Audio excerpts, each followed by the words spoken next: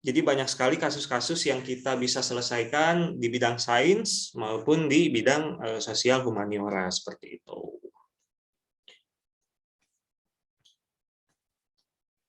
Kemudian dalam kuliah kita hari ini kita akan membahas mengenai metode pencarian akar. Itu ada dua ya metodenya, menggunakan metode numerik. Jadi yang pertama adalah metode bisection, kemudian yang kedua adalah metode regula falsi seperti itu. Jadi akan saya bahas hanya dua aja. Yang pertama adalah metode bisection, kemudian yang kedua metode regula falsi seperti itu. Kemudian seperti misalkan metode secant, kemudian metode Newton-Raphson itu nanti akan saya tugaskan gitu ya ke teman-teman untuk dikerjakan. Kemudian mengenal gitu ya, mengenai apa itu metode bisection, kemudian metode Newton-Raphson, kemudian metode secant itu apa, nanti akan saya tugaskan seperti itu. Oke, jadi yang pertama kita akan membahas tentang metode bisection ya. Di mana metode bisection itu merupakan metode pencarian akar paling sederhana seperti itu. Di mana selalu menemukan persamaan, selalu menemukan, ini harusnya coba,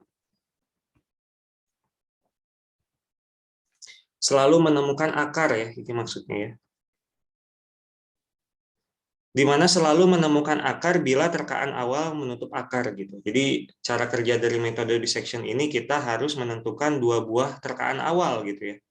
Misalkan saya ingin lingkup pencariannya itu ada di sini, di XA ini, kemudian pencarian akar yang kedua itu ada di lingkupan XB ini misalkan. Jadi dari XA ke XB ini saya ingin mencari akar gitu ya.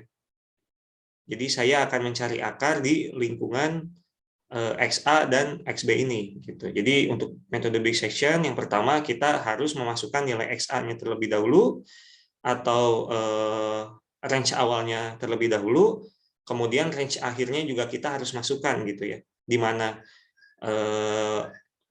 range ini akan kita lakukan pengubahan gitu. Yang tadinya dia besar seperti ini range-nya, misalkan range-nya itu ada 5 misalkan ya. 5x misalkan. Nah, nanti akan semakin lama semakin mengecil gitu. Jadi semakin lama,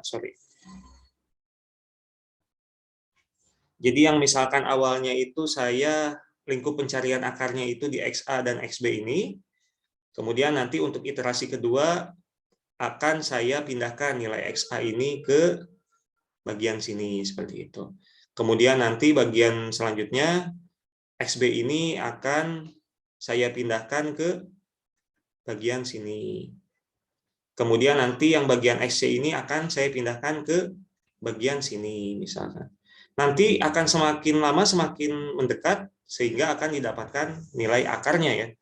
Di mana nilai akarnya itu adalah nilai fungsi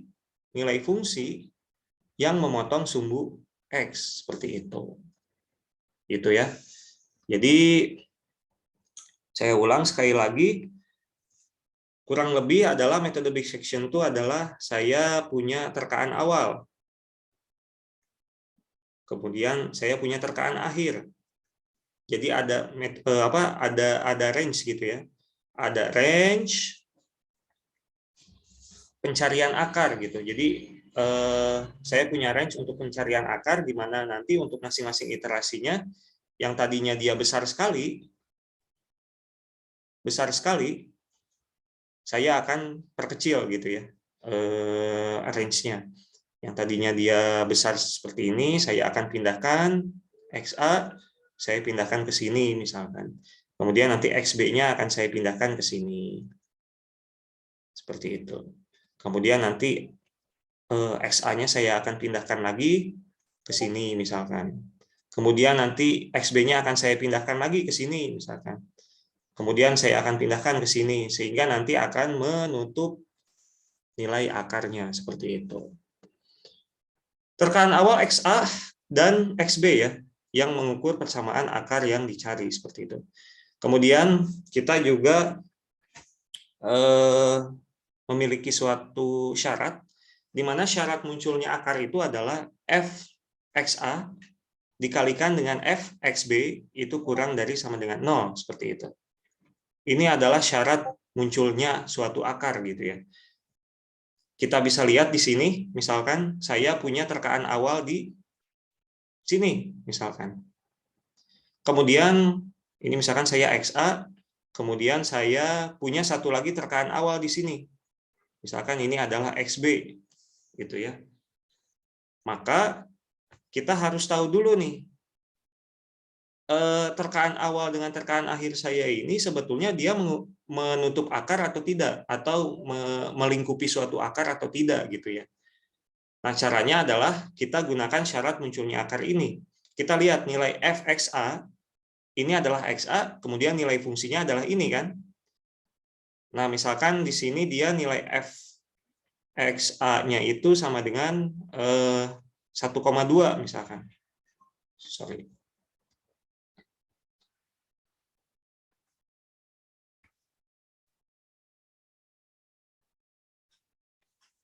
Oke. 1,2 ya. Kemudian nilai f(x_b)-nya, kita lihat xb-nya ada di sini, nilai fungsinya ada di sini, 0,6. Seperti itu ya. Kemudian kita masukkan nih. Kita masukkan ke syarat munculnya akar ini gitu ya. Nilai f(x_a)-nya itu 1,2. Kemudian dikalikan dengan nilai f(x_b)-nya itu adalah 0,6. Maka dihasilkan nilai positif kan. Nah, kita lihat di sini syarat munculnya akar itu nilai f(x_a) dikalikan dengan f(x_b) itu harus kurang dari atau sama dengan 0, seperti itu. Sehingga jika dia bernilai positif, maka otomatis kita bisa mengatakan bahwa lingkup yang kita buat XA dengan XB ini dia tidak memiliki akar, seperti itu. Tidak memiliki akar. Maka kita harus mencari suatu lingkup atau terkaan yang baru untuk melingkupi atau memperbaiki terkaan awal kita yang tidak melingkupi akar tadi, seperti itu. Jadi kita harus cari kira-kira nilai mana nih yang harus kita ubah gitu ya. Apakah nilai XA atau XB-nya, seperti itu, agar kita bisa melingkupi akar dari persamaan yang kita punya, seperti itu. Maka otomatis kalau misalkan kita tidak memiliki akar persamaan ini, kita tidak melingkupi akar ini, kita ulangi lagi tuh prosedurnya dari awal ya. Jadi kita terka lagi, misalkan saya pengen nilai akarnya itu di sini. Saya pengen pencarian awal atau terkaan awal akar itu ada di sini untuk yang XA-nya seperti itu. Kemudian XB-nya saya pilih misalkan di sini ya. Nah, kira-kira untuk terkaan yang baru ini, apakah dia melingkupi akar atau tidak, kita coba lagi nih dengan menggunakan syarat munculnya akar tadi, seperti itu ya. Di sini kita punya XA kemudian XB yang baru ya. Maka otomatis kita di sini syarat munculnya akar, nilai fXA-nya itu berapa, kemudian nilai fXB-nya berapa ya. fXA kemudian fXB, seperti itu berapa. Oke, nilai XA-nya ada di sini, kemudian nilai fungsinya ada di sini ya. Berarti 1,2. Kemudian untuk fXB-nya sendiri, XB-nya ada di sini. Nilai fXB-nya itu adalah nilai fungsinya. Maka akan saya dapatkan misalkan minus 0,4 gitu ya. Oke. Syarat munculnya akar fXA dikalikan dengan fXB itu kurang dari sama dengan 0. Berarti kita coba kalikan ini dan ini. 1,2 dikalikan dengan minus 0,4. Positif dikalikan dengan negatif, pasti hasilnya negatif kan? Sehingga dari sini kita bisa lihat dan kita cocokkan dengan syarat munculnya akar seperti itu, maka akan didapatkan fxa, ini adalah fxa, kemudian dikalikan dengan fxb itu kan hasilnya negatif, maka akan sesuai dengan syarat munculnya akar. Fxa dikalikan dengan fxb itu kurang dari atau sama dengan 0, seperti itu. Sehingga kita bisa katakan xa dengan xb ini, xa dengan xb ini itu melingkupi suatu akar atau muncul suatu akar seperti itu. Sehingga xa dan xb melingkupi akar untuk persamaan di atas. Seperti itu. Itu untuk mudahnya gitu ya. Nah, ini algoritmanya. Jadi teman-teman ketika salah satu kunci sukses gitu ya untuk melaksanakan atau kunci sukses untuk mendapatkan nilai yang baik gitu ya untuk di mata kuliah metode numerik atau fisika komputasi ini adalah teman-teman harus tahu algoritmanya gitu. Algoritma ini jadi landasan awal teman-teman untuk nanti kemudian ditransferkan gitu ya. Yang tadinya dalam bentuk kata-kata seperti itu, bagaimana caranya untuk diubah menjadi bentuk program seperti itu. Jadi ini adalah algoritmanya yang jadi landasan teman-teman dalam membuat suatu program seperti itu ya. Jadi yang pertama algoritmanya sendiri teman-teman harus menentukan nilai XC-nya gitu ya. Jadi setelah tadi teman-teman sudah punya nilai XA, kemudian nilai XB yang melingkupi suatu akar persamaan seperti itu, teman-teman juga harus tahu dulu nilai XC-nya itu berapa. Gitu. Nilai XC di sini adalah dalam kata lain nilai tengah ya antara nilai XA kemudian dengan nilai XB seperti itu. Kita bisa lihat dari persamaan ini di mana nilai XC itu adalah XA kemudian ditambahkan dengan XB kemudian kita bagi menjadi 2. Dalam kata lain nilai XC ini adalah nilai tengah dari nilai XA ditambahkan dengan nilai XB seperti itu. Kemudian kita juga harus tahu nilai fungsi-fungsinya itu seperti apa. Jadi kita tidak hanya mendapatkan nilai XA, kemudian XB, kemudian XC-nya saja, tetapi kita juga harus mempunyai nilai dari nilai fungsi dari XA, kemudian nilai fungsi dari XB, kemudian kita juga harus tahu nilai fungsi dari XC-nya seperti itu ya teman-teman. Kemudian apabila fxc itu sama dengan 0, maka x adalah xc atau x adalah akar persamaannya itu sendiri seperti itu. Tapi ini biasanya jarang sekali terjadi ya teman-teman. Jadi misalkan saya punya analoginya itu seperti ini teman-teman. Coba. Yang maksud dari nomor 3 ini misalkan seperti ini. Ini saya hapus dulu, ini saya hapus dulu, ini saya hapus dulu ya. Misalkan begini, saya punya nilai XA-nya itu ada di sini, kemudian nilai XB-nya itu terkaan awalnya itu ada di sini gitu ya. Nah, kita kan harus mencari nilai XC-nya kan. Nah, nilai XC-nya itu adalah XA ditambahkan dengan XB itu dibagi dengan 2. Misalkan saya dapatkan nilai XC-nya ada di sini misalkan. Ini kan sebetulnya dia akar persamaan dari fungsi ini kan. Kenapa? Karena nilai XC itu ketika kita masukkan ke dalam fungsinya, nilai fungsinya adalah 0, atau dalam kata lain nilai fungsinya memotong sumbu X-nya seperti itu. Nah, di poin nomor 3 ini, apabila fxc itu sama dengan 0, nilai fungsi daripada xc-nya itu sama dengan 0, maka x sama dengan xc, atau x adalah akar persamaan dari persamaan tersebut, seperti itu. Jadi saya bisa langsung mendapatkan nilai akar-akarnya, seperti itu.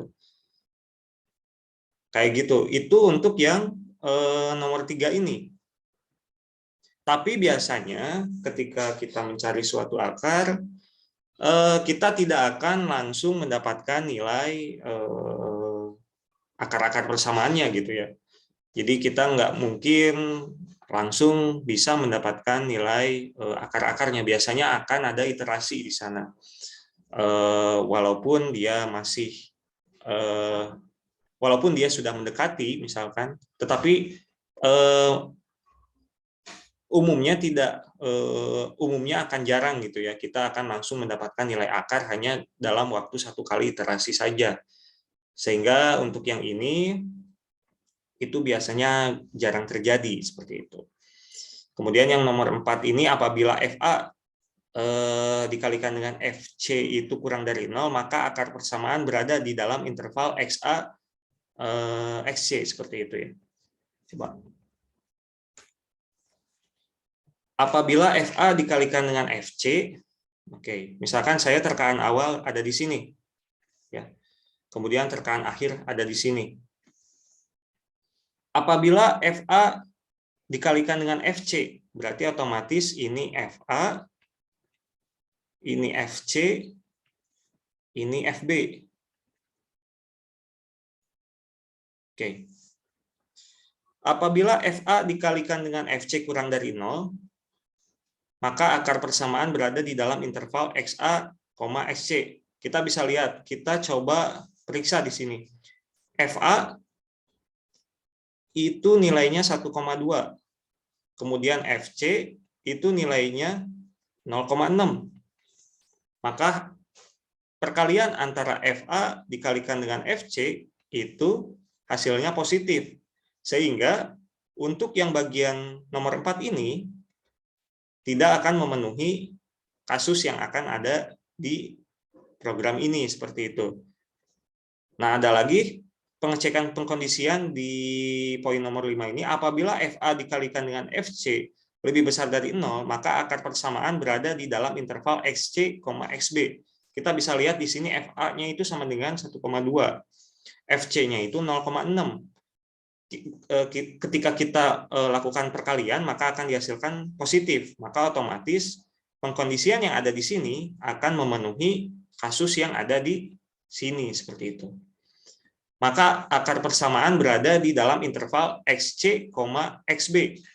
Nah, tadi kita interval yang kita punya itu adalah XA, XB, teman-teman.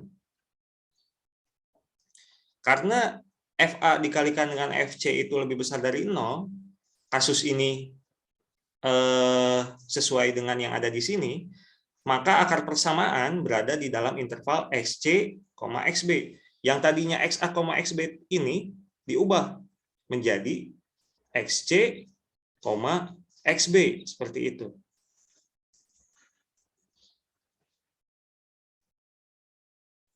Bentar ya.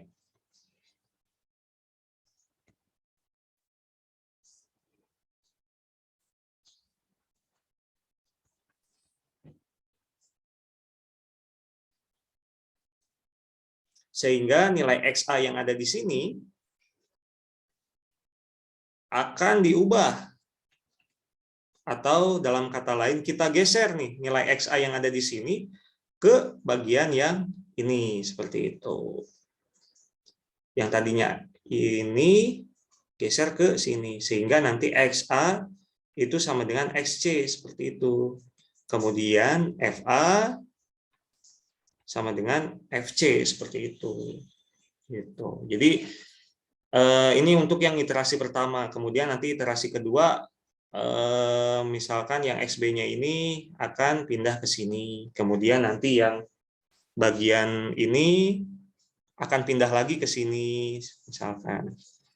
Sehingga nanti semakin lama, semakin banyak iterasinya, akan didapatkan suatu nilai akar gitu ya. X0 sama dengan fx0 sama dengan 0 seperti itu. Itu untuk metode bisection. Oke, sebelum kita lanjut, apakah ada pertanyaan dulu?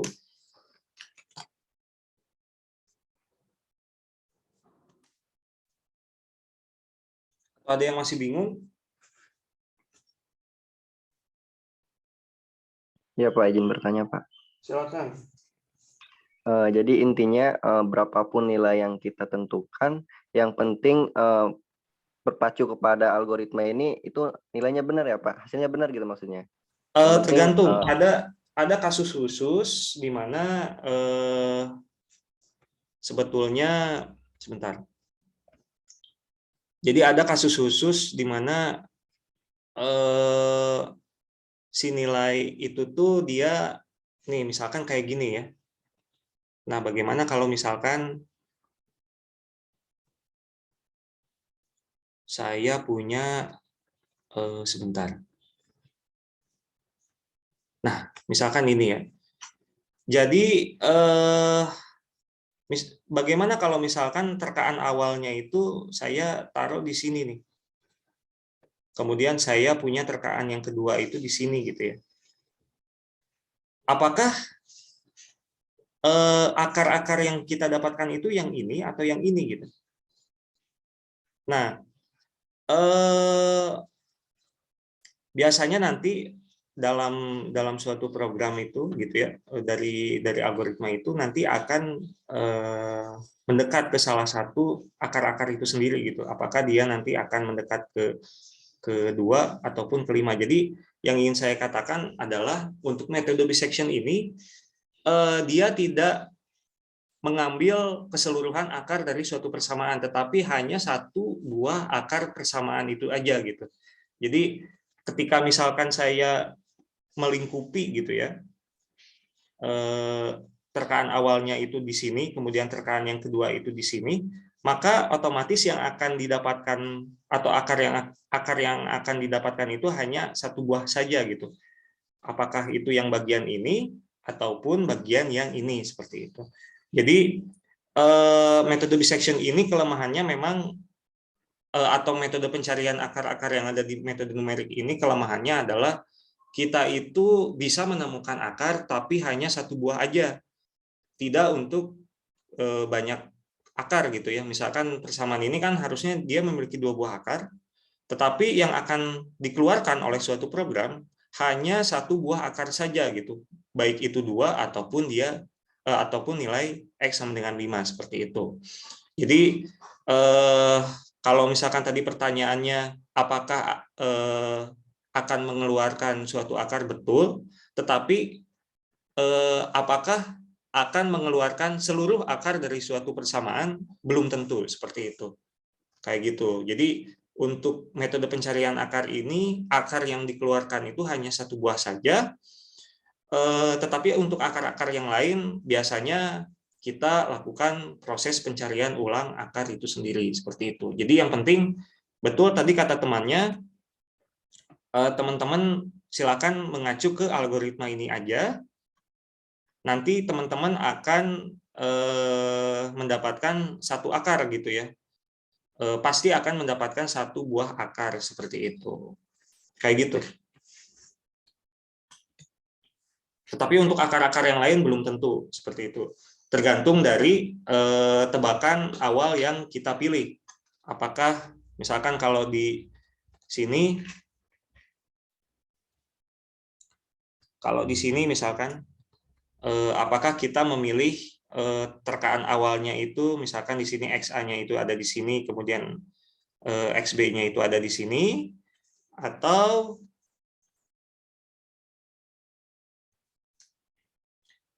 misalkan saya pilih terkaan awal XA-nya itu ada di sini, XB-nya ada di sini, seperti itu.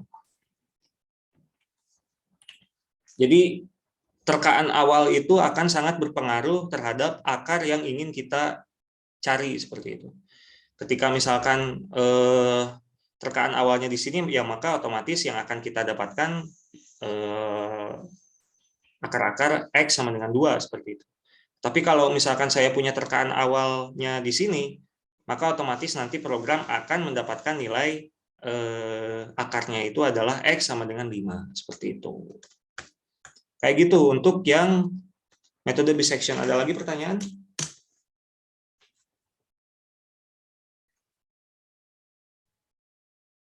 Pak, saya Pak izin bertanya Pak. Ya, silakan. Saya di bagian 2 dan 3 belum ngerti Pak. Bisa diulang Pak, dijelaskan kembali. Yang ini ya, yang metode bisection ini ya. Oke. Jadi, sebentar.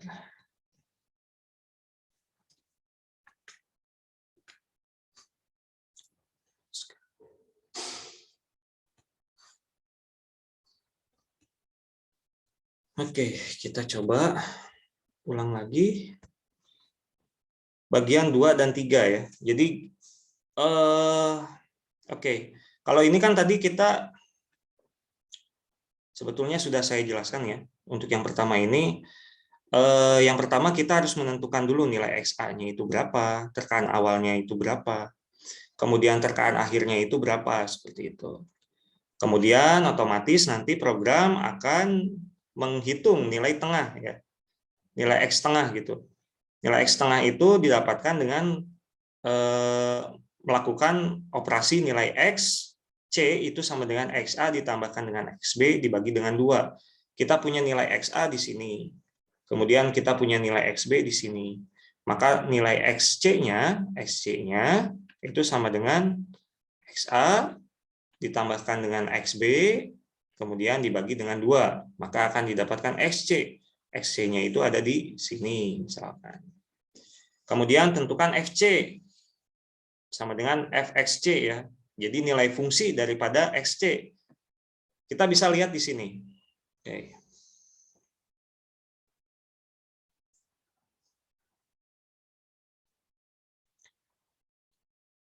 Kita bisa lihat di sini nilai fungsi daripada xc. Kita punya nilai x nih. Nilai fungsinya adalah yang ini. Ini adalah f xc. Nilai fungsi dari XA itu berapa? Nilai fungsi dari XA itu adalah f XA. Nilai fungsi dari XB itu berapa? F XB, seperti itu. Jadi nilai X itu ya yang ada di sumbu X kan. Kemudian nilai Fx itu adalah yang ada di sumbu Y-nya. Seperti itu. Ini sumbu Y. Ini sumbu X. Kayak gitu. Jadi fxc itu ada di sini, atau bisa kita sebut fxc itu adalah fc lah. Seperti itu. Kemudian fxa itu bisa kita singkat gitu ya, jadi fa. Kemudian fxb itu bisa kita singkat jadi fb. Seperti itu. Nah, itu untuk yang poin nomor 2 kayak gitu. Nah, untuk yang 3, apabila fxc itu sama dengan 0, maka x sama dengan xc, atau x adalah akar persamaan itu sendiri. Kita bisa lihat di sini, di grafik ini. Apakah fxc itu sama dengan 0, nilai fungsi daripada xc itu sama dengan 0, kita bisa lihat di sini nilai fungsi dari xc itu berapa. Kita bisa lihat di sini, ternyata dia nilainya itu adalah 0,6 misalkan gitu ya. Maka untuk yang poin nomor 3 ini tidak bisa kita kerjakan gitu ya. Apabila fxc sama dengan 0, maka x sama dengan xc, atau x adalah akar persamaan dari persamaan itu sendiri, seperti itu. Jadi yang ini kita coret karena pengkondisiannya tidak sesuai dengan kondisi yang kita punya, di mana nilai fxc-nya itu di sini, di grafik ini 0,6, sementara di pengkondisiannya diwajibkan fxc itu sama dengan 0. Maka kita bisa mengatakan bahwa X adalah akar persamaannya, atau XC adalah akar persamaannya, seperti itu. Karena kondisi ini tidak terpenuhi, maka kita lakukan pengkondisian atau cek kondisi ke poin nomor 4. Apakah FA dikalikan dengan FC itu kurang dari 0? Kita coba lihat dulu. FA itu dia nilainya adalah 1,2. FC itu dia nilainya 0,6. 1,2 dikalikan dengan 0,6. Hasilnya berapa? Hasilnya positif. Tidak sesuai dengan kondisi yang ada di sini. FA dikalikan dengan FC, kurang dari 0. Sementara kita mendapatkan nilai positif. Maka otomatis kita tidak bisa mengerjakan yang bagian ini. Gitu. Kalau misalkan tidak kita dapatkan, maka otomatis atau kondisi yang kita cek itu tidak sesuai, maka otomatis ke bagian yang kelima ini. Apakah FA dikalikan dengan FC itu, apakah FA dikalikan dengan FC itu lebih besar dari 0? Kita lihat lagi di sini. FA itu 1,2, FC itu 0,6. 1,2 dikalikan 0,6 sama dengan positif. Maka otomatis kondisi ini terpenuhi, teman-teman. Maka otomatis akar persamaan berada di dalam interval XC, XB. Maka statement ini kita akan coba kerjakan karena kondisi ini terpenuhi. Gitu. Sebentar saya hapus dulu. Pusing nih saya lihatnya.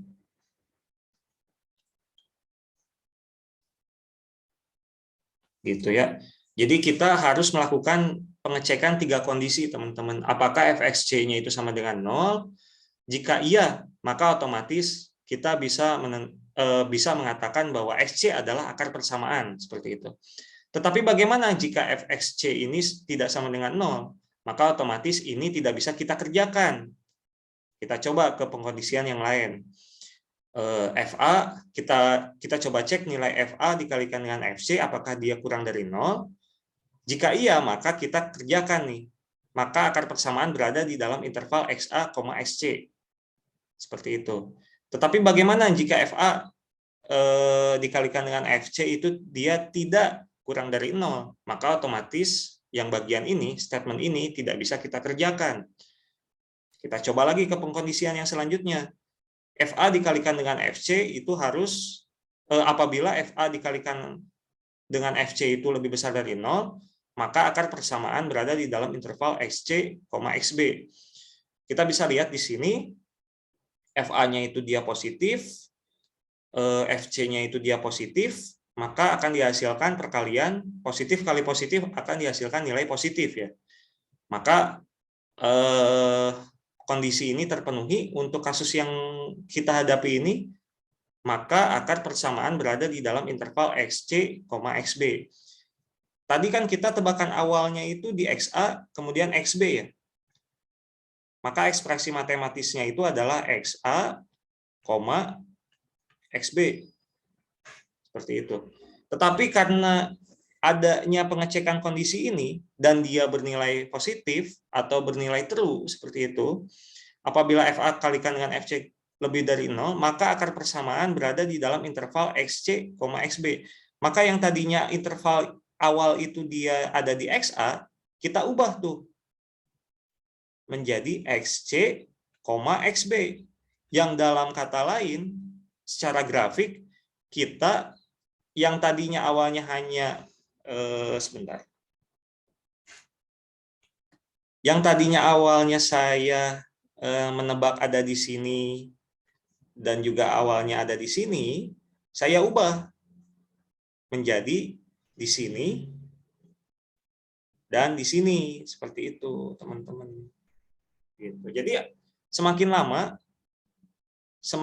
lama perulangannya atau semakin lama kita mengerjakan programnya atau program mencari akar itu sendiri gitu ya, maka akan semakin dia mendekati akar seperti itu. Kemudian nanti iterasi selanjutnya kita dapatkan ini di sini, kemudian nanti iterasi selanjutnya akan didapatkan seperti ini, seperti ini. Jadi semakin lama dia akan melingkupi nilai akar-akarnya kayak gitu, teman-teman.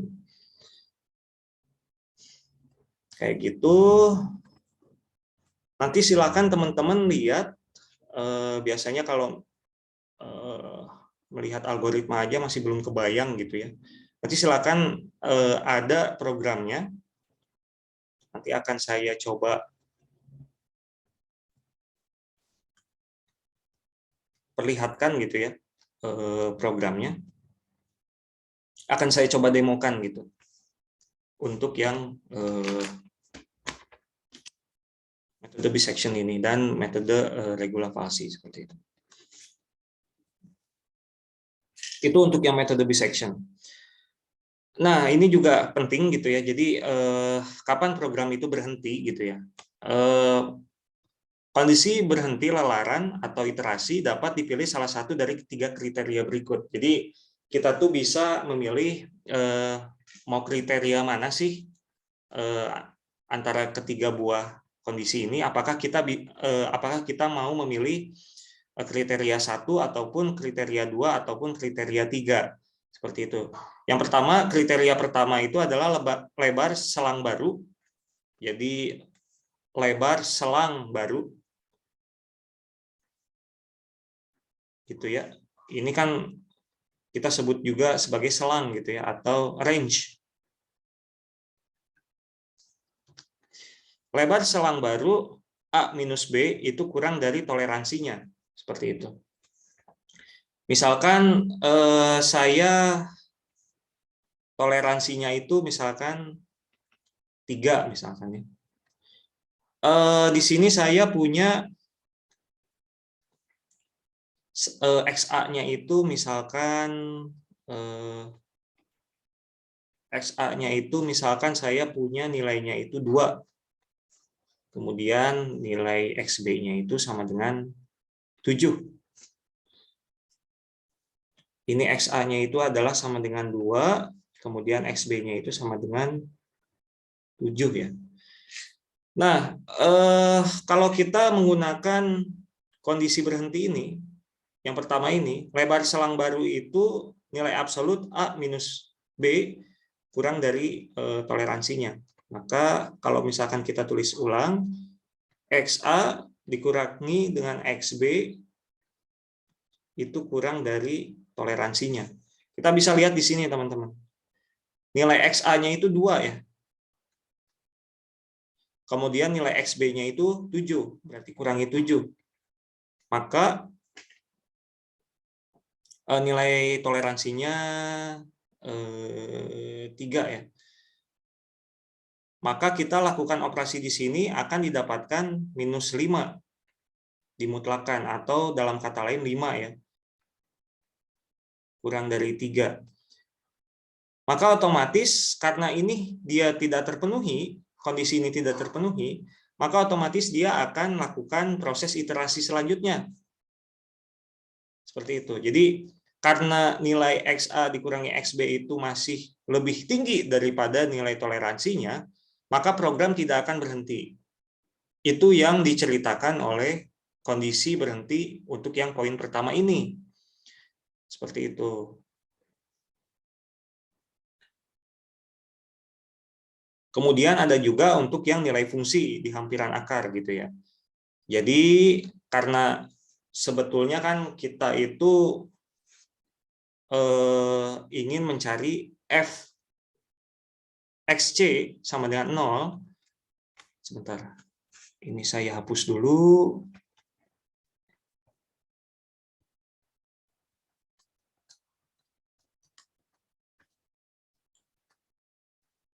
Nah, yang kedua ini adalah nilai fungsi di hampiran akar ya. Jadi karena kan kita sebetulnya ketika misalkan memiliki nilai xc-nya itu sama dengan sekian misalkan, ketika misalkan nilai xc-nya itu kita masukkan ke dalam nilai fungsi seperti definisi awal,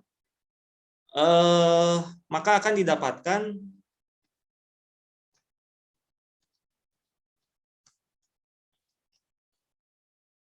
sebentar.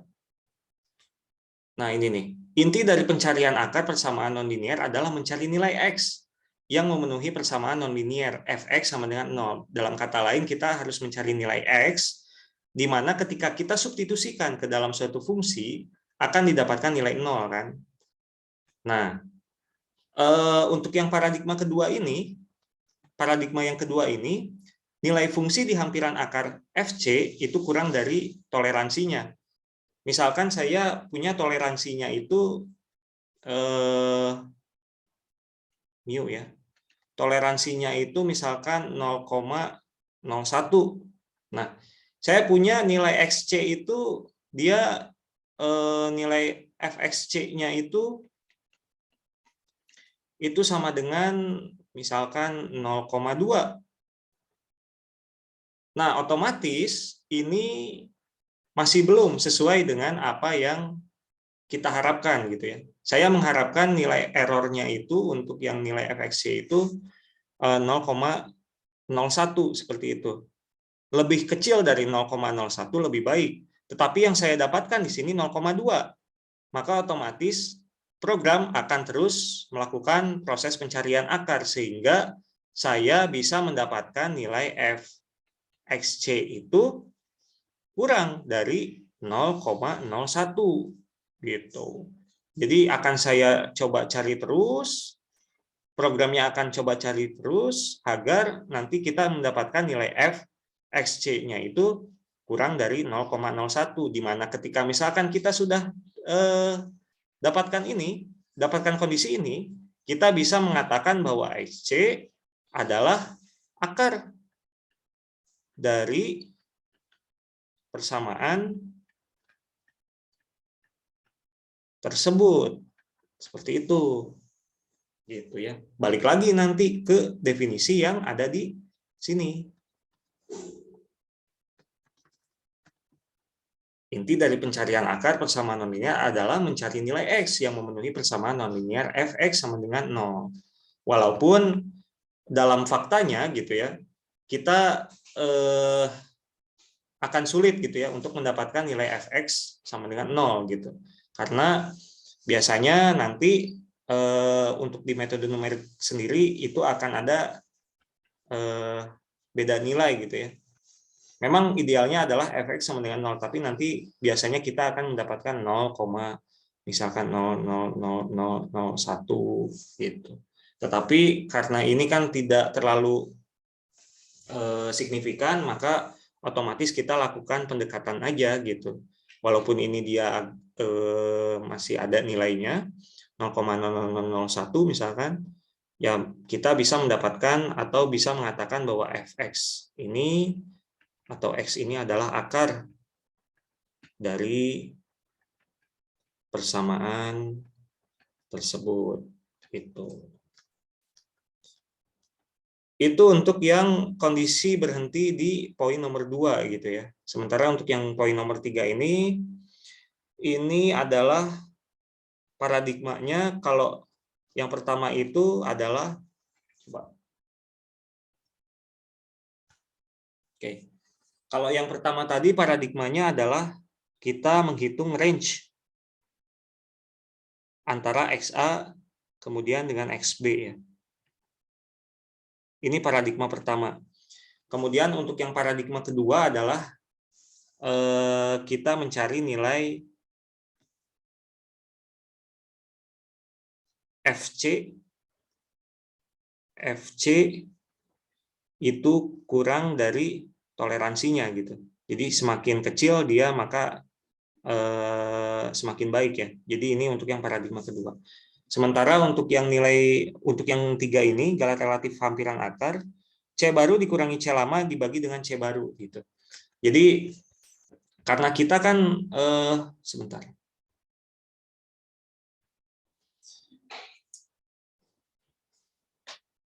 Karena kita kan sebetulnya melakukan pengubahan ya antara XA kemudian dengan XC gitu. Yang tadinya kita punya tebakan awalnya itu di sini, kemudian kita pindah ke sini. Nah, itu adalah paradigma ketiga. Paradigma ketiga, galat relatif hampiran akar itu C baru dikurangi C lama dibagi dengan C baru. XC lama dikurangi XC baru, kemudian dibagi dengan XC baru. Itu harus kurang dari delta atau kurang dari toleransinya gitu ya. Jadi kita kan nilai XC ini bergerak nih. Jadi ini XC yang pertama ada di sini, kemudian nanti untuk iterasi kedua otomatis akan berpindah nih nilai XC-nya. Yang tadinya di sini akan berpindah misalkan ke sini. Kemudian XC baru misalkan. Kemudian nanti ini akan lagi berpindah ke sini gitu ya. Nah, perpindahan itu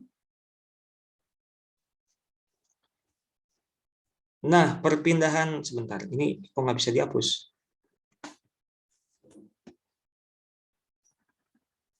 Oke, nanti aja. Nah, perpindahan ini antara XC lama dengan XC baru itu dijadikan suatu kondisi berhenti. Jadi ketika misalkan dia itu si nilai XC lama dikurangi XC barunya itu kurang dari toleransinya, maka otomatis kita bisa menghentikan jalannya suatu program gitu ya. Ketika misalkan si XC lamanya itu saya punya misalkan di sini nilainya itu 0,4 misalkan 0,4. Sementara untuk XC barunya itu ada di 0,6.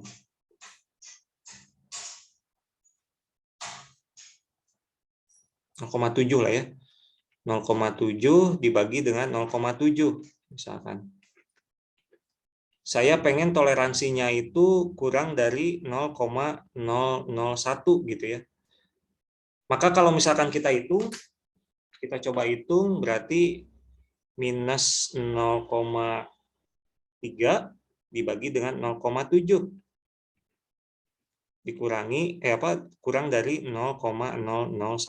Kita coba hitung di sini, maka akan didapatkan, sebentar saya coba hitung dulu.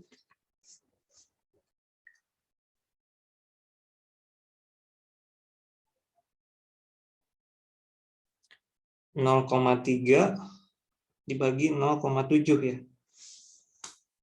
Maka akan didapatkan nilai 0,42.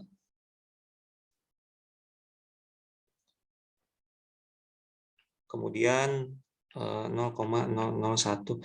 Dari sini kita bisa lihat ya, bahwa ternyata kondisi ini tidak terpenuhi, teman-teman.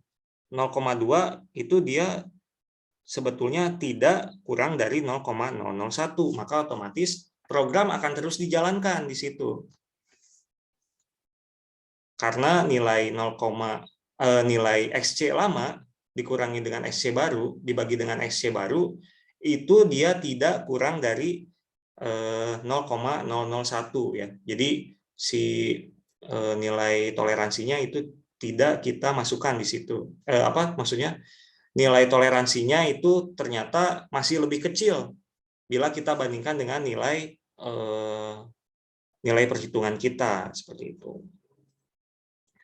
Nah, ini nanti harus dilakukan proses penghitungan ulang, iterasi selanjutnya, kemudian perulangan selanjutnya, sehingga akan didapatkan nilai yang bisa lebih kecil gitu ya. Misalkan nilainya itu 0,0001 misalkan. Kurang dari 0,001. Maka di sini dia akan bernilai true, maka otomatis implikasinya program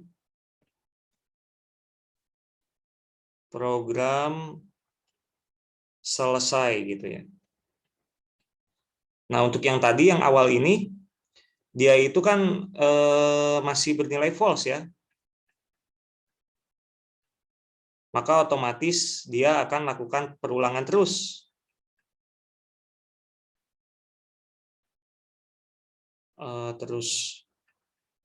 Hingga kondisi di atas terpenuhi. Seperti itu. Itu untuk yang kondisi berhenti iterasi ya. Nah, ini secara ringannya gitu ya. Flowchart-nya gitu.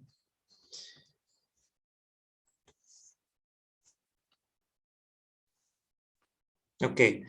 Nah, ini misalkan pengerjaan programnya gitu ya. Jadi saya akan berikan terkaan awal.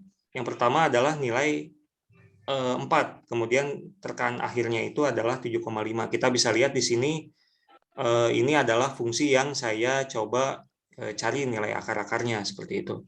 Jadi dari fungsi ini saya menentukan tuh nilai terkaan awalnya itu ada di XA sama dengan 4, kemudian nilai terkaan akhirnya ada di 7,5 seperti itu. Nah, ini untuk yang iterasi pertama dia mendapatkan nilai XC-nya itu di 5,75 atau di sekitaran sini nih. Seperti itu. Kemudian untuk yang iterasi kedua dia dapatkan 4,87 dan seterusnya sehingga nanti didapatkan nilai terkaan yang mendekati nilai akarnya, yaitu nilai akarnya itu adalah XC sama dengan 5. Kita bisa lihat di sini di program nilai terkaannya itu adalah 5. Seperti itu. Sementara secara grafik kita juga bisa lihat bahwa nilai akarnya itu ada di titik X sama dengan 5. Nah, dari sini kita bisa lihat bahwa program ini sesuai dengan apa yang kita grafikan gitu ya. Kita analisa secara grafik seperti itu. Ini grafik iterasi pencarian akarnya yang tadinya dia masih jauh gitu ya dari yang kita harapkan. Kemudian dia turun, kemudian dia naik lagi, turun, naik. Kemudian nanti stabil di sekitaran iterasi ke-10. Itu dia mulai stabil hingga ke iterasi ke-23 seperti itu. Ini adalah contoh kasus menggunakan metode bisection. Seperti itu, ini untuk programnya. Kalau dari sini kita bisa lihat, di sini kita harus masukkan dulu nilai fungsinya itu di sini. Jadi ini maksudnya adalah nilai F sama dengan X kuadrat minus 7X ditambah 10, di mana ini merupakan nilai fungsi dari X. Seperti itu. Ini merupakan fungsinya itu terhadap X gitu ya. Maka kita harus wajibkan lakukan add X di sini seperti itu. Untuk mengenalkan kepada GNU Octave atau MATLAB bahwa fungsi ini merupakan fungsi terhadap X. Seperti itu.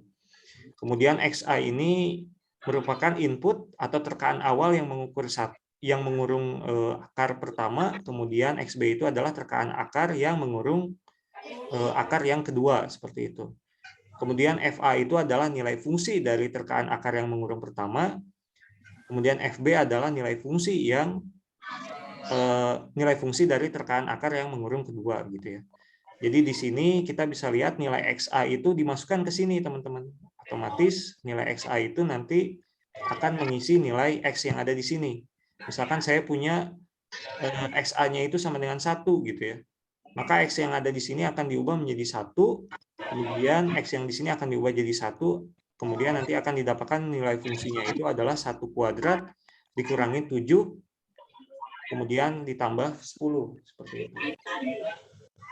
Kemudian FB juga sama, ini dia memanggil fungsi yang ada di atas ini, kemudian kita lakukan nih, pengecekan ya, apakah nilai FA kemudian FB itu mengurung akar yang kita punya, ini kembali lagi ke yang ada di sini, teman-teman.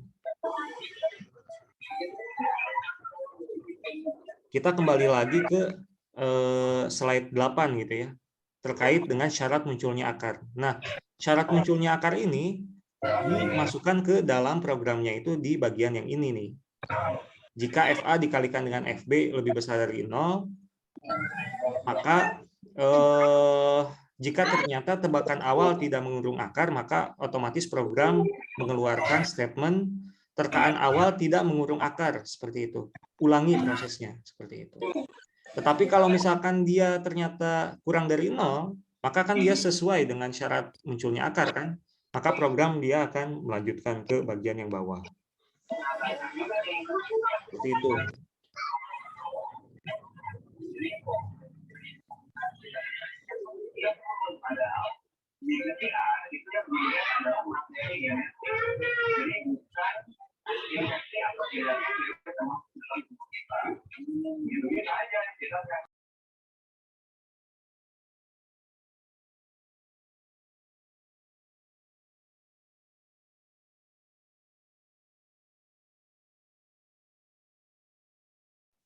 Oke, kita lanjutkan. Dari situ kita juga harus memasukkan nilai toleransinya berapa, kemudian ini nilai counternya berapa, nilai tebakan akar barunya itu berapa. Kemudian ini adalah proses untuk menyimpan ya suatu data ke dalam file dengan nama sebagai BGD. BGD itu adalah bagi dua ya, bagi dua.txt. Kemudian modenya itu adalah write gitu. Jadi kita akan menyimpan suatu data ke dalam bgd.txt ini seperti itu. Kemudian sesuai dengan apa yang kita sudah jelaskan tadi, bahwa untuk yang while absolute fxc lebih besar dari toleransi ini adalah jika nilai fungsi lebih besar daripada toleransi. Yang ini adalah yang tadi kita bahas di sini, teman-teman. Yang tadi kita bahas di sini, gitu ya. Kondisi berhenti lelaran ya. Kalau di sini kita memakai paradigma yang kedua, yaitu nilai fungsi di hampiran akar fxc itu kurang dari 0, seperti itu. Kurang dari nilai toleransinya. Jadi ketika nilai fxc itu masih lebih besar daripada toleransinya, maka dia akan terus program ini akan terus untuk mencari akar seperti itu. Tetapi bagaimana jika nilai fxc-nya itu kurang dari nilai toleransinya, atau dalam kata lain kita sudah menemukan akarnya gitu ya, maka otomatis proses yang ada di sini dia akan berhenti dan juga dia akan langsung ke lakukan proses plotting seperti itu. Tetapi ketika misalkan dia masih belum menemukan akarnya, maka otomatis di sini dia akan terus melakukan iterasi atau perulangan, di mana nanti dia akan terus mencari akar ya, akar yang ada di sana seperti itu. Sebentar, ini coba saya discard, ini saya hapus dulu. Seperti itu. Ini adalah untuk yang N sama dengan N+1 adalah proses counting. Kemudian XC sama dengan XA plus XB itu dibagi dua itu adalah proses membagi dua. Jadi ini adalah ciri khas dari metode bisection sesuai dengan apa yang kita kerjakan di algoritma di slide 9 ini gitu ya. XC sama dengan XA ditambah dengan XB dibagi dua. Ini kita masukkan ke dalam program ini gitu ya, XC sama dengan XA ditambah XB dibagi dengan 2 seperti itu. Kemudian kita juga punya nilai FC-nya, FC sama dengan FXC untuk menyelesaikan atau menentukan nilai FC sama dengan FXC sesuai dengan algoritma yang tadi saya sudah jelaskan seperti itu. Kemudian dari situ nah, kita juga lakukan proses pengecekan ya. Jadi sebentar biar agak jelas gitu ya.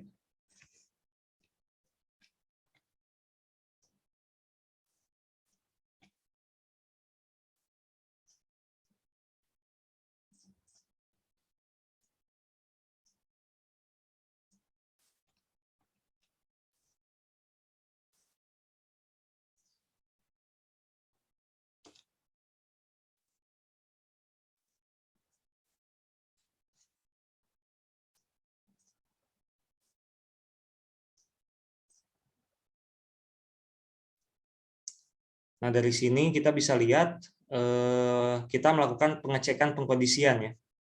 Ini terlalu besar, kita coba kecilkan dulu.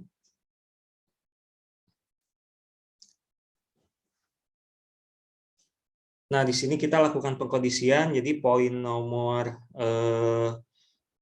ini, apabila FA dikalikan dengan FC itu kurang dari 0, kita masukkan ke dalam programnya bagian ini gitu ya.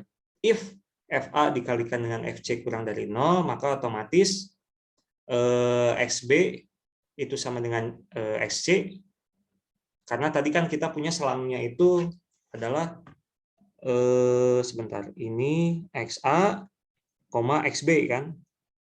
Tetapi jika poin nomor 4 ini dia terpenuhi, maka otomatis dia menjadi XA, XC. Dalam kata lain, XB itu sama dengan XC, seperti itu. Jadi nilai XB itu baru didapatkan dari nilai XC, seperti itu ya. Jadi ini sesuai, kemudian nilai fungsi daripada XB-nya sendiri itu akan serupa dengan nilai FC-nya, seperti itu. Kemudian jika hal ini dia tidak terpenuhi, maka otomatis kita akan mengecek atau melakukan pengkondisian yang ini, seperti itu, mengerjakan pengkondisian yang ini. Yang dimana kita bisa lakukan proses else saja gitu ya. Jadi jika FA dikalikan dengan FC itu tidak kurang dari 0, maka otomatis kita kerjakan yang bagian ininya saja, seperti itu. Jadi kalau misalkan dia tidak kurang dari sama dengan 0, maka otomatis kita akan mengerjakan yang bagian ini, di mana interval XC, XB itu untuk yang kasus ini XA, XB itu akan diubah menjadi XC, XB, seperti itu. Yang dimana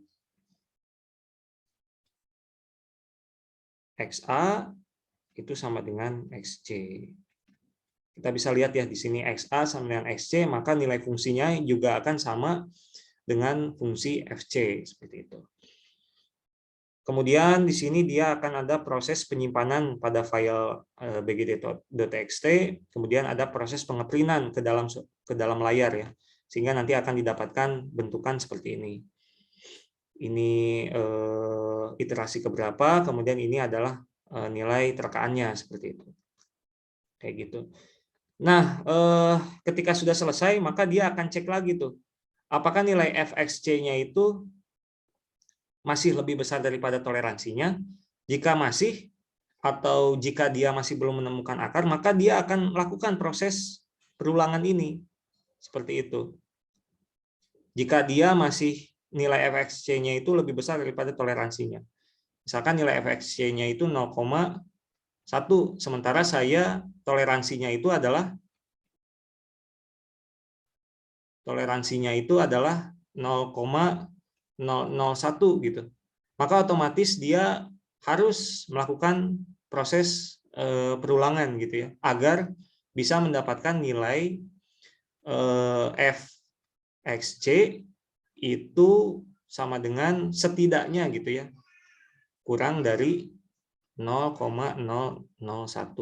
Sehingga jika misalkan nilai fxc-nya itu kurang dari 0,001, maka kita bisa secara confident mengatakan bahwa XC itu adalah akar persamaan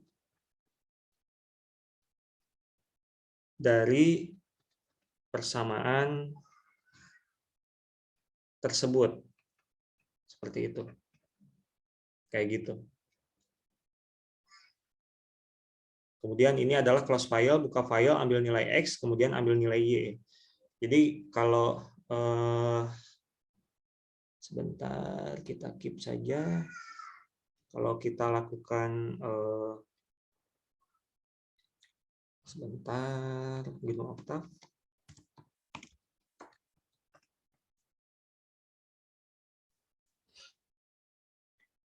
Kalau kita lakukan demo program, maka akan didapatkan seperti ini nih.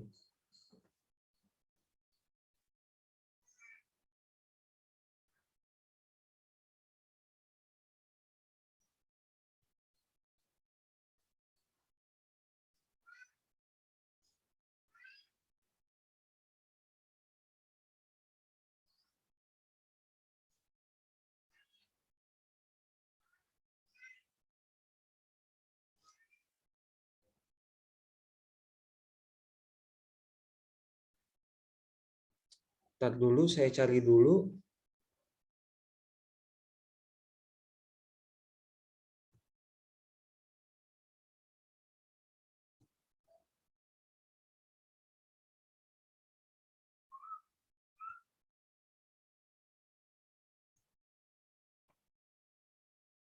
Nah, ini misalkan, jadi nanti silakan teman-teman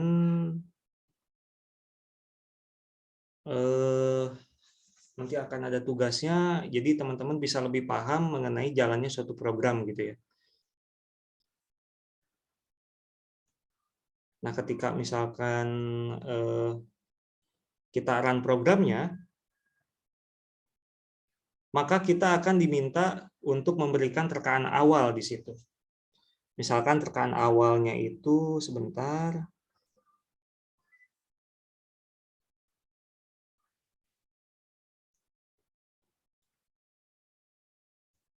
Misalkan terkaan awalnya itu saya masukkan 4 gitu ya.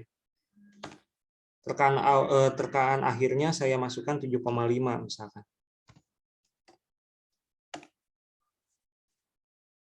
Nah, di sini dia akan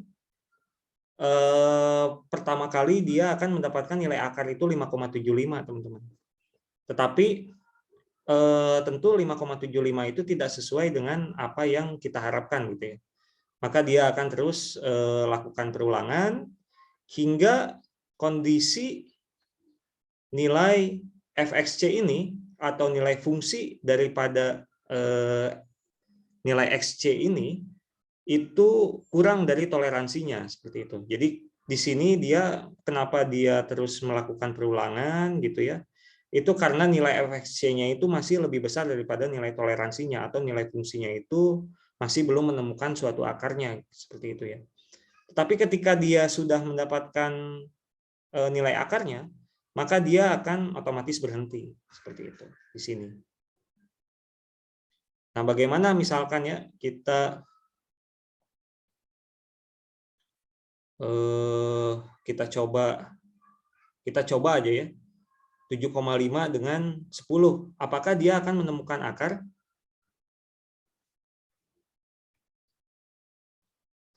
Misalkan 7,5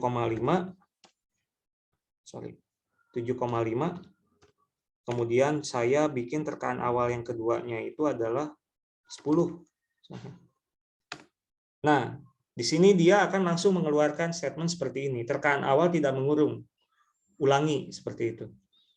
Itu karena di awal dia melakukan pengkondisian ya atau mengecek kondisi apakah dia memiliki akar enggak dari terkaan yang kita punya 7,5 dan 10. Apakah dia apakah terkaan awal ini saya mengukur akar atau enggak seperti itu.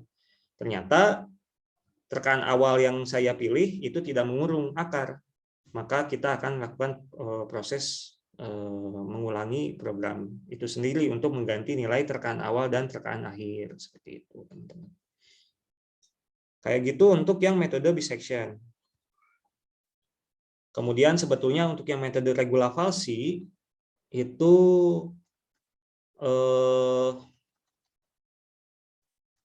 nggak beda jauh ya sebetulnya. Yang hanya membedakannya itu adalah yang bagian ininya aja, teman-teman. Jadi semuanya sama persis, tetapi untuk yang regula falsi, yang membedakan adalah perhitungan nilai XC-nya ini. Kalau tadi metode bisection itu nilai XC-nya itu sama dengan XA ditambah XB dibagi dengan 2, tetapi untuk yang bagian regula falsi ini, nilai XC-nya kita ubah menjadi lebih kompleks gitu ya, sehingga diharapkan kita bisa mendapatkan nilai yang lebih baik ketimbang menggunakan metode bisection tadi seperti itu. Metode regula falsi ini menggunakan pendekatan gradien ya. Jadi gradien AB garis AB itu sama dengan gradien BC gitu ya. Gradien itu kan maksudnya adalah kemiringan garis gitu.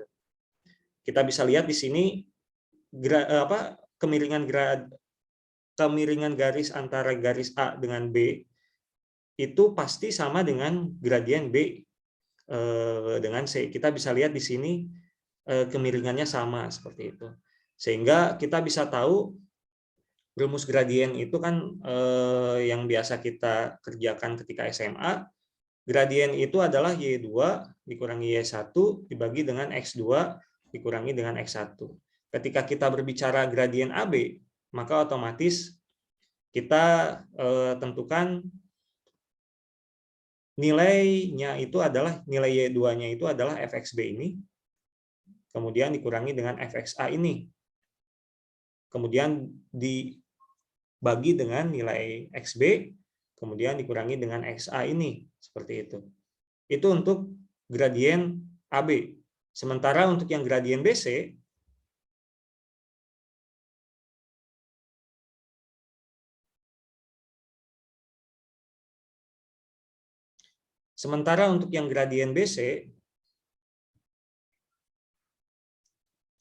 gradien BC itu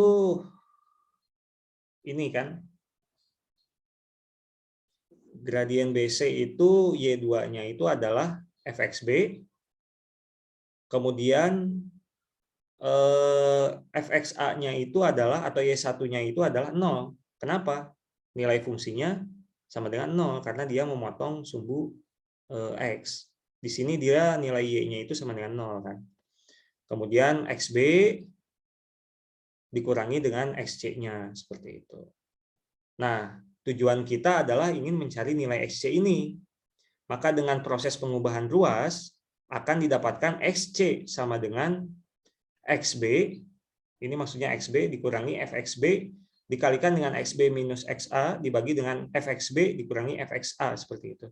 Sehingga dari XC ini kita bisa mengganti nilai yang ada di sini, metode bisection yang ada di sini. Kalau bisection itu XC sama dengan XA ditambah XB dibagi dengan 2, maka untuk yang regulavasi, nilai ini diganti, teman-teman.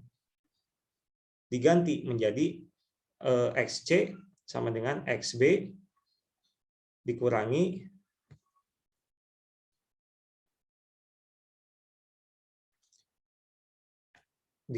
FXB,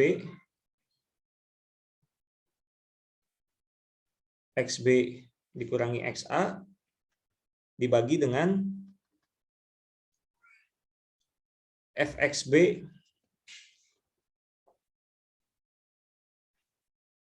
dikurangi dengan FXA, seperti itu. Cukup kita mengganti nilai XC yang ada di bisection dengan nilai XC yang ada di regulavasi ini. Untuk programnya sama, yang membedakan hanyalah yang bagian ininya aja. Nilai XC sama dengan XA plus XB itu diganti, seperti itu. Nah, ini perbandingannya gitu ya. Ini untuk yang metode bisection. Kita bisa lihat metode bisection itu hanya bergantung pada nilai XA sama dengan nilai XA dan nilai XB-nya saja, seperti itu. Sementara untuk yang metode regulavasi ternyata selain dia hanya bergantung terhadap XA dengan XB, dia juga bergantung terhadap nilai fungsi dari XB-nya, kemudian dia juga bergantung pada nilai fungsi dari XA-nya, seperti itu. Sehingga kalau tadi implementasi programnya itu XC-nya itu sama dengan XA tambah XB dibagi 2, kita ubah menjadi XC sama dengan XA. Ini harusnya XB ya. Ini harusnya XB dikurangi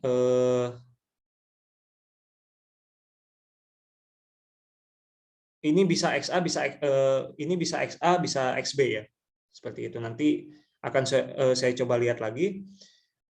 XC sama dengan XA dikurangi XB dikurangi XA, betul, dibagi dengan FB dikurangi FA, seperti itu. Jadi ini sebetulnya bisa XA, bisa XB, yang ini juga nanti mengikuti yang bagian ini, seperti itu. Kalau misalkan dia XA, di sini dia FA, kemudian kalau misalkan XB, di sini juga dia FB, seperti itu. Kayak gitu. Sehingga kalau misalkan kita lakukan perbandingan, kita bisa lihat nih, untuk terkaan yang sama, terkaan awalnya 4, kemudian terkaan akhirnya 7,5, untuk yang metode bisection, itu dia konvergen di iterasi ke-23 ya. Sementara untuk yang regula falsi, ternyata dia itu konvergen di iterasi ke-20. Seperti itu. Jadi dari sini kita bisa simpulkan bahwa metode regula falsi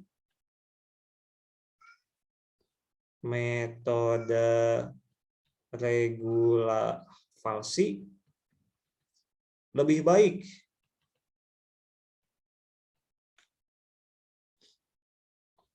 dibandingkan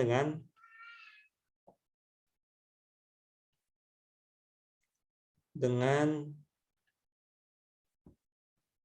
metode bisection. Dilihat dari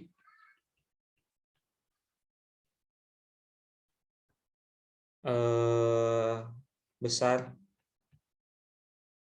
iterasinya. Seperti itu. Baik, ada yang mau ditanyakan dulu?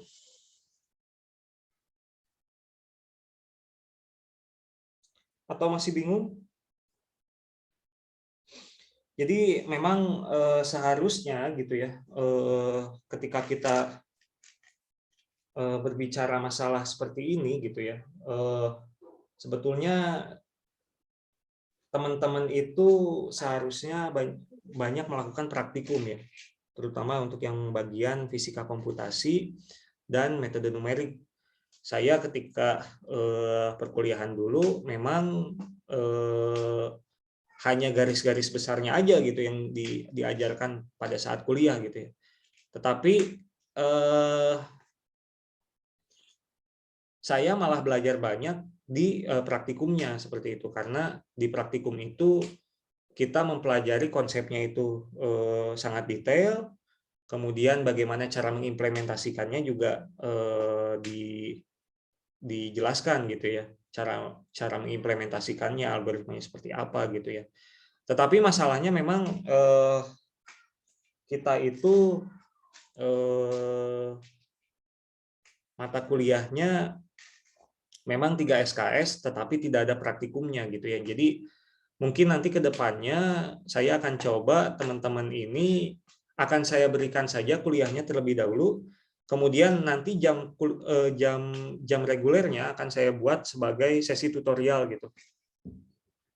Untuk teman-teman hadir, silakan hadir di dalam kelas, di mana nanti di dalam kelas itu kita coba buat program bareng-bareng, kemudian kalau misalkan ada masalah kita coba selesaikan bareng-bareng gitu ya. Itu sebagai pengganti waktu praktikumnya seperti itu. Karena kalau misalkan saya hanya menjelaskan metode-metodenya saja di perkuliahan, saya rasa juga akan bingung gitu ya. Sehingga nanti ke depannya saya akan coba cara seperti itu, diharapkan nanti teman-teman akan lebih paham dan juga bisa lebih memahami mengenai materi-materi metode numerik itu sendiri. Kalau saya dulu memang metode numerik yang seperti ini itu tuh dipisah ya mata kuliahnya gitu. Jadi ada lagi mata kuliah khusus namanya metode numerik. Kemudian fisika komputasi beda lagi. Jadi fisika komputasi adalah implementasi daripada metode numerik yang kita pernah dalami seperti itu. Jadi seperti itu gambarannya. Silakan, ada yang ingin ditanyakan? Pak, izin bertanya, Pak. Silakan. Untuk nilai toleransi itu terserah kita apa ada ketentuannya, Pak? Kalau nilai toleransi terserah kita gitu ya. Jadi kalau di sini kan tadi saya membuat programnya itu adalah saya masukkan ke dalam programnya gitu ya. Nah, nanti silakan teman-teman improvisasi aja sendiri. Silakan nanti teman-teman buat program yang sejenis seperti ini.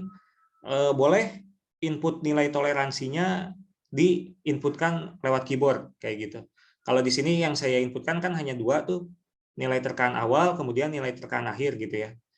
Nah, silakan nanti teman-teman ubah program ini yang tadinya nilai toleransinya itu saya definisikan di dalam program, silakan nanti teman-teman bisa masukkan lewat keyboard seperti itu. Kayak gitu.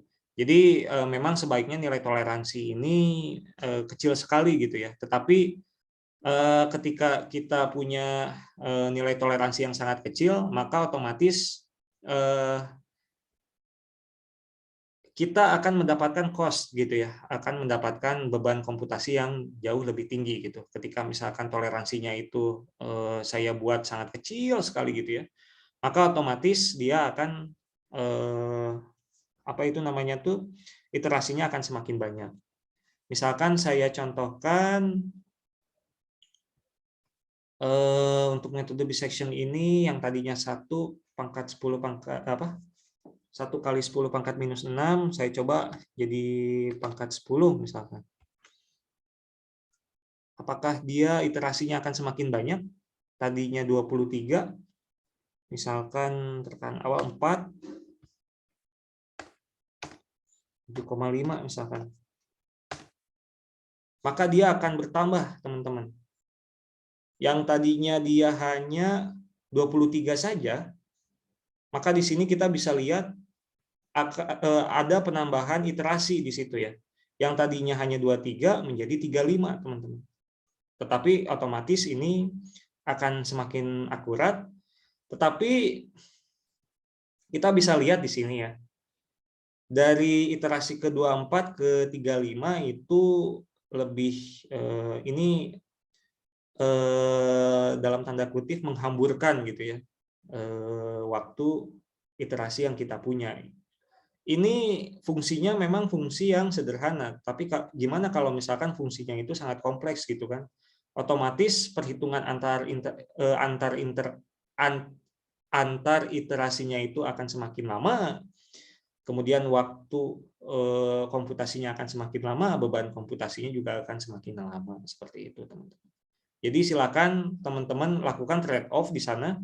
Ketika misalkan toleransinya kecil, maka otomatis waktunya itu semakin kecil, tetapi akurasinya juga akan semakin mengecil gitu ya. Tapi ketika misalkan nilai toleransinya itu dia 10 pangkat minus kita perkecil gitu nilai toleransinya, maka di situ akan mendapatkan cost komputasi yang semakin besar, kemudian waktu iterasi yang semakin besar. Jadi silakan nanti teman-teman lakukan trade-off antara nilai akurasi dengan waktu atau beban komputasi yang teman-teman punya, seperti itu teman-teman. Kayak gitu. Ada lagi pertanyaannya?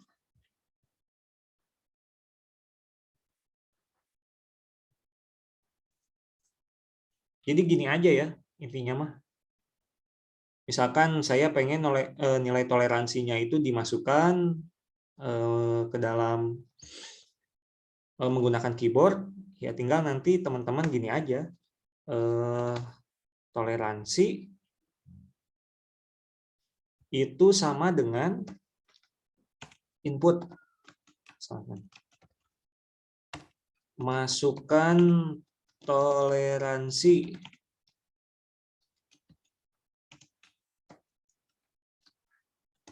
titik koma.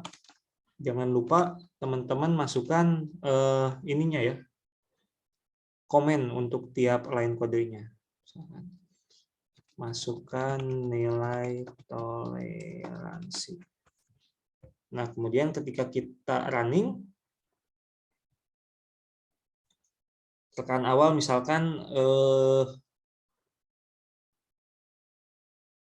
4,5 ya. S.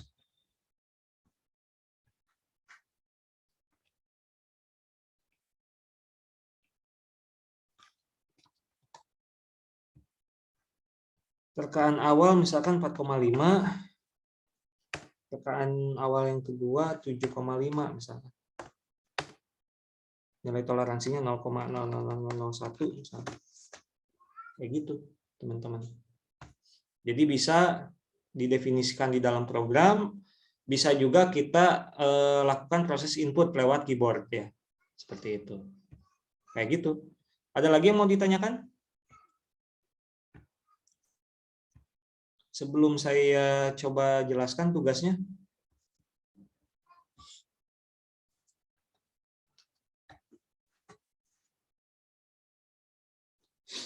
Intinya kalau misalkan nanti teman-teman masih bingung, silakan nanti bisa ditanyakan kepada saya lewat grup, atau silakan nanti datang aja langsung ke ruang dosen gitu ya. Pak, ini maksudnya kayak gimana, kayak gitu-gitu itu. Itu nanti saya persilakan aja kayak gitu. Itu untuk yang metode bisection, metode regula palsi. Sebetulnya ada lagi metode secant, Newton-Raphson, tetapi saya rasa memang lebih baik kita sedikit aja dulu gitu ya, nggak usah banyak-banyak, takutnya juga teman-teman bingung terkait metode-metode lain ya. Kalau sebetulnya metode ini tuh dia mengurung akar gitu ya, tapi ada juga metode lain yang hanya kita itu mendefinisikan satu buah titik aja gitu, tebakan awal. Misalkan saya masukkan di XA-nya itu misalkan sama dengan 1 gitu ya. Maka dia akan melakukan proses pencarian akar dan sehingga nanti dia mendapatkan nilai akarnya itu sama dengan 2 seperti itu. Itu juga ada menggunakan metode secant misalkan. Jadi hanya satu buah titik aja. Kalau kita kan tadi berbicara masalah 2 buah titik ya yang mengurung akar gitu ya. Metode lain ada, tidak usah mengurung akar, kita hanya definisikan satu buah titik. Nanti program dia akan mendapatkan nilai akar sesuai yang kita inginkan seperti itu. Itu metode-metode lain. Tapi saya nggak akan bahas itu. Saya hanya akan bahas yang metode yang mengurung akar saja seperti itu. Kira-kira ada lagi pertanyaannya?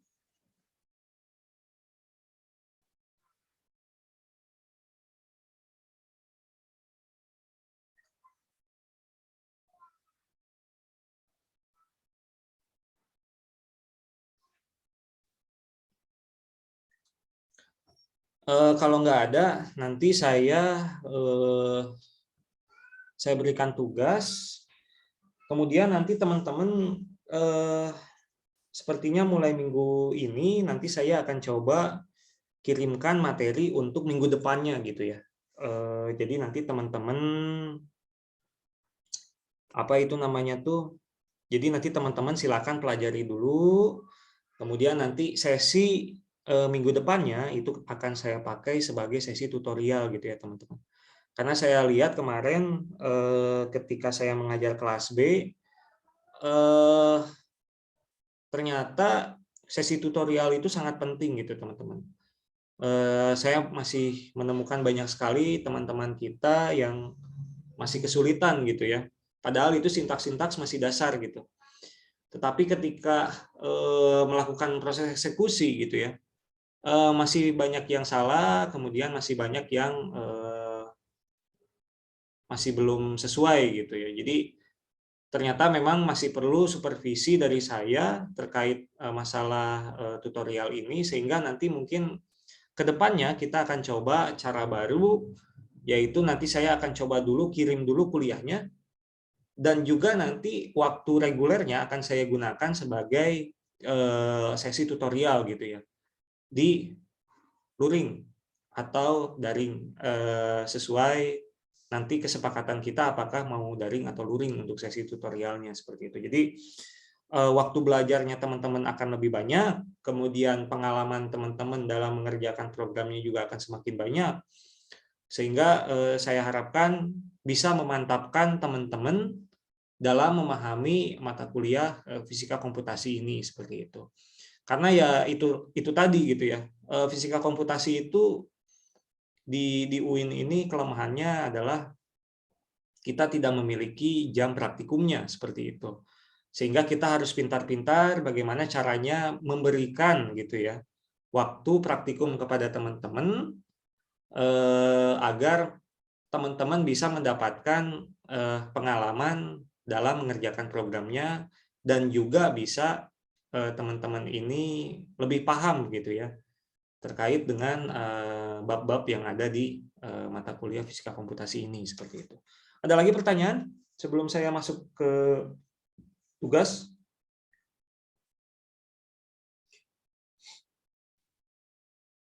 Silakan nanti teman-teman untuk minggu depan, silakan nanti teman-teman pelajari mengenai metode sistem persamaan linear, ya, metode numerik dalam sistem persamaan linear. Silakan nanti teman-teman pelajari, kurang lebih nanti saya akan sampaikan materi mengenai sistem persamaan linear, kalau tidak Kamis ini atau Jumat ini gitu ya. Jadi diharapkan teman-teman sebelum memasuki perkuliahan yang selanjutnya gitu ya, teman-teman bisa paham dulu nih, atau teman-teman punya bekal dulu nih. Jadi ke dalam kuliah saya itu nggak kosong banget gitu. Jadi masih ada gambaran di sana terkait apa yang akan kita kerjakan di minggu selanjutnya seperti itu. Jadi silakan nanti teman-teman pelajari mengenai sistem persamaan linear. Metode numerik untuk sistem persamaan linear seperti itu. Kemudian yang ingin saya katakan bahwa ya saya merekomendasikan salah satu buku ya yang paling baik itu untuk memahami metode numerik itu adalah buku dari Rinaldi Munir dengan judul Metode Numerik.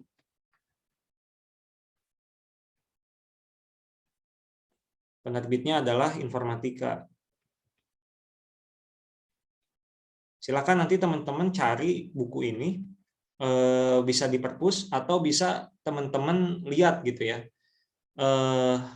materi per bab yang ada di Google. Jadi Pak Rinaldi Munir ini dia mengopen source-kan gitu ya, materi metode numeriknya di internet. Jadi silakan nanti teman-teman mengacu ke referensi ini.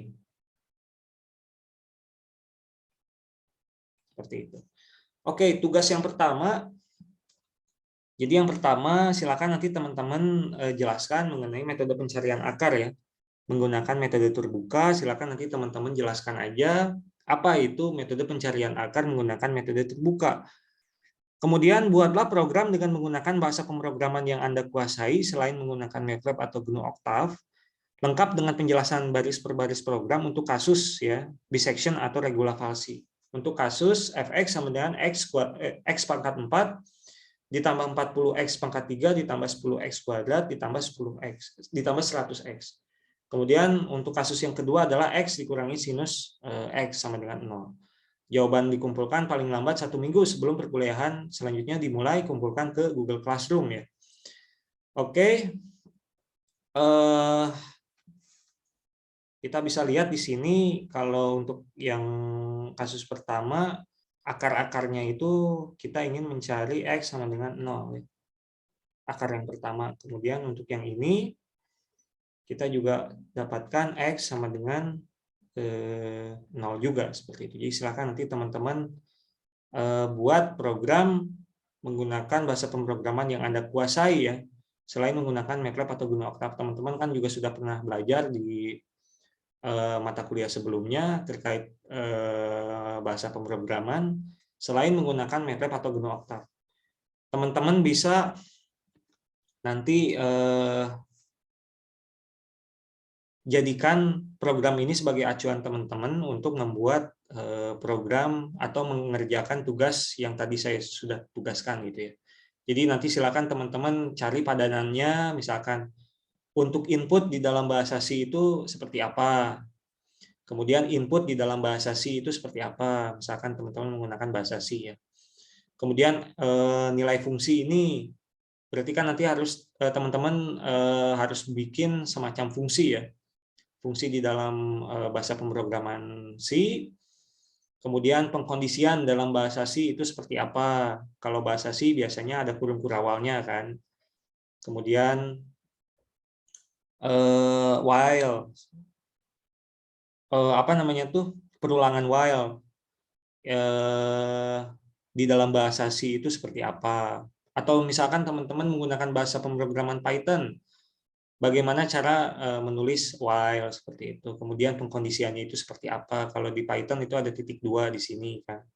Kayak gitu. Silakan nanti teman-teman terserah mau menggunakan bahasa pemrograman apa, apakah menggunakan Python, apakah menggunakan bahasa pemrograman C, silakan, saya persilakan, asalkan tidak menggunakan MATLAB atau GNU Octave seperti itu, teman-teman. Jadi ini tugasnya paling lambat 1 minggu sebelum perkuliahan selanjutnya dimulai, seperti itu. Ada lagi yang mau ditanyakan sebelum saya tutup?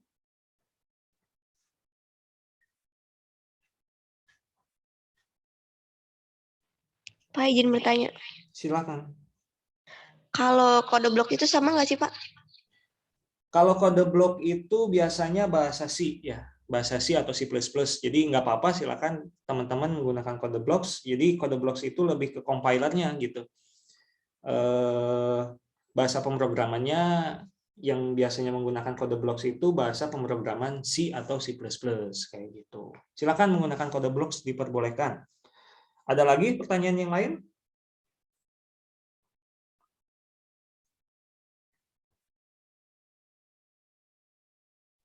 Yang saya minta adalah silakan buat program tetapi tidak menggunakan MATLAB atau GNU Octave. Karena contoh yang saya berikan adalah contoh untuk MATLAB dan GNU Octave seperti itu. Jadi kalau misalkan saya memperbolehkan teman-teman pakai MATLAB atau GNU Octave, maka otomatis teman-teman ya tinggal salin aja gitu kan.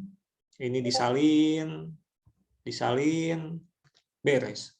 Jadi nggak ada tantangannya seperti itu. Silakan nanti teman-teman gunakan bahasa pemrograman lain selain menggunakan MATLAB atau GNU Octave. Kayak gitu. Kalau misalkan teman-teman males nih install compiler gitu ya, silakan teman-teman gunakan bahasa pemrograman Python ya. Jadi kalau Python itu, sebentar saya buka dulu.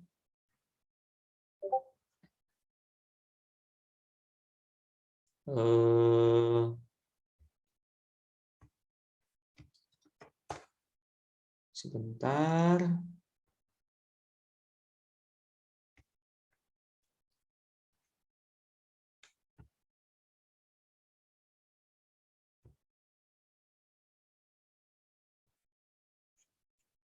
Nah, teman-teman silakan nanti tinggal masuk aja nih ke colab.research.google.com ya.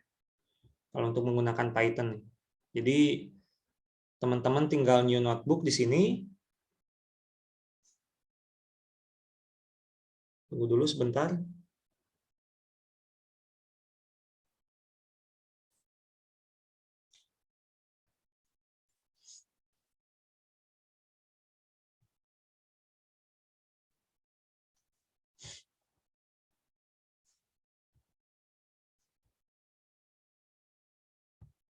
Jadi nanti teman-teman tinggal buka plus kode aja, kemudian nanti silakan teman-teman ketikkan program di sini, misalkan print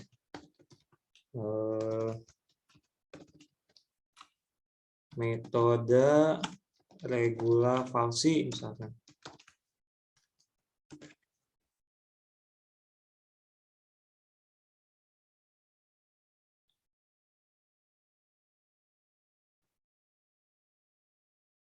Nah, kayak gitu nanti keluar hasil daripada program yang kita buat di sini seperti itu. Tapi kalau misalkan teman-teman mau coba males install kode blocks gitu ya, ya nanti tinggal gini aja. Misalkan online si compiler misalkan. Nah, di sini ada nih online si compiler.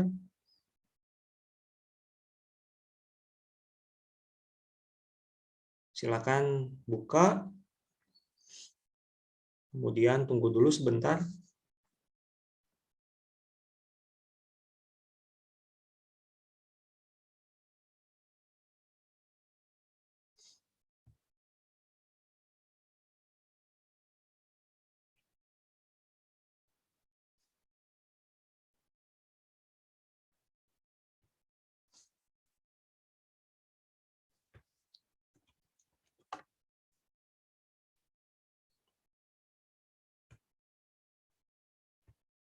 Nah, ini misalkan ya.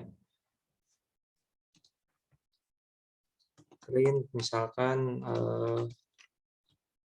1 tambah 7 misalkan. Kemudian kita lakukan proses run di sini ya.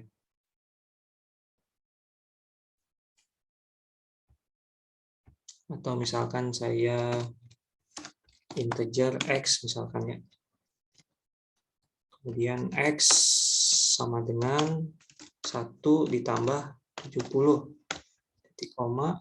Di sini saya masukkan x misalkan. Kemudian kita lakukan proses running lagi.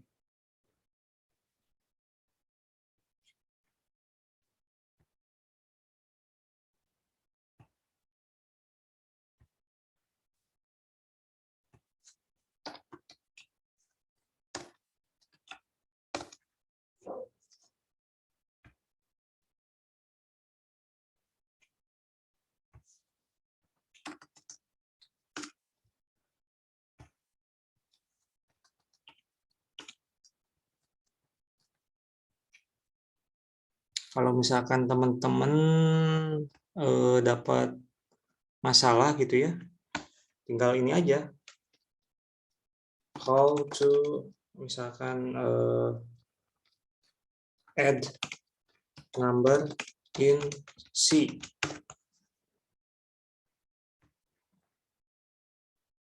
Nah, tinggal ini aja. Oke, oh iya. Berarti kita harus pakai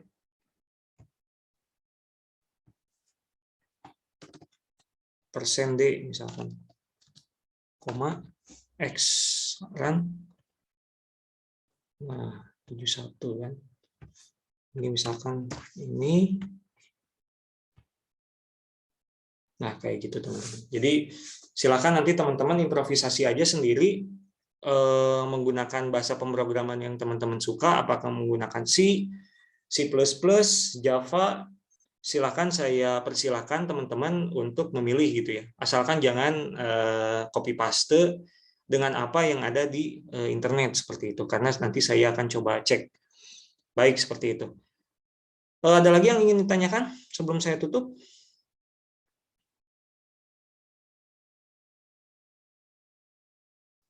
Kalau nggak ada, saya tutup dulu. Silakan teman-teman nanti kerjakan sebaik mungkin, karena kita komponen tugasnya juga lumayan besar ya, kayak gitu. Terima kasih. Billahi taufik wal hidayah. Assalamualaikum warahmatullahi wabarakatuh. Waalaikumsalam warahmatullahi wabarakatuh. Terima kasih, Pak.